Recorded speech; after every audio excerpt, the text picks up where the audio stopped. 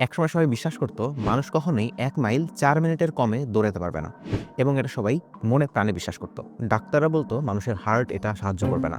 অ্যাথলেটরা বলতো এটা চেষ্টা করেও লাভ নাই, কারণ কেউ কখনো এটা চেষ্টা করে পারে নাই। কিন্তু ১৯৫৪ সালে একটা মজার ঘটনা ঘটে। একটা মেডিকেল স্টুডেন্ট রজার ব্যানিস্টার সে এই কথা বিশ্বাস করে নাই। সে বলল আমি এটা করে দেখাবো এবং সে ১ মাইল ৪ মিনিটেরও কম সময়ে দৌড়ে শেষ করলো। কিন্তু সবচেয়ে মজার বিষয় এটা না। রজার ব্যানিস্টার যেই বছর এই রেকর্ডটা ভেঙে ফেললো, ঠিক তার পরের বছরেই ১০ জন এই রেকর্ডটা ভেঙে ফেলে। যে জিনিসটা হাজার বছর ধরে মানুষজন ধরে রেখেছিল একটা অসম্ভব বস্তু, যখন মানুষ বিশ্বাস করা শুরু করলো যে হ্যাঁ, এটা পসিবল, তখন ১ জন ২ জন নয়, ১ বছরের মধ্যেই ১০ জন এই রেকর্ড ভেঙে ফেলে ১ মাইল ৪ মিনিটেরও কমে দৌড়ে শেষ করে।